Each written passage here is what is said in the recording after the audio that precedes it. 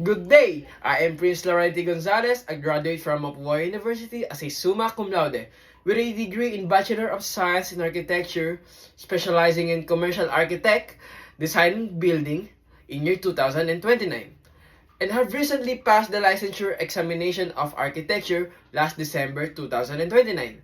Knowing Mapua University and its learning system, it is one of the best university for architecture that has also a fast learning pace, which I have developed a fast learning skills, time management, adaptability, and to work under pressure where I can still maintain the quality of my work.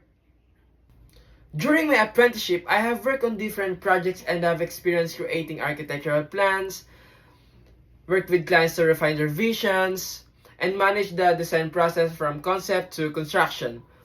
I am proficient in using software such as AutoCAD, Revit, SketchUp, and Ryan, which I use to create a detailed rendered and 3D plans and models.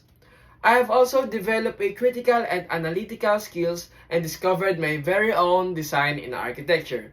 My approach to building designs emphasizes efficiency, innovations, and environmental sustainability. And I am experienced in navigating building codes, zoning regulations, and coordinating with contractors and engineers to ensure seamless project execution. My skills as an architect is to design a building that is not only functional but also aesthetically pleasing and sustainable, extending from commercial to residential projects. And as an architect, one of my objectives is to grant my clients' wishes for their homes and turn their dreams into reality. So lastly, if I will be given a chance to be part of your team, I will gladly contribute my expertise to projects and work hard to prove my worthiness as an outstanding employee in your firm and become one of your greatest assets. Thank you for your time and consideration.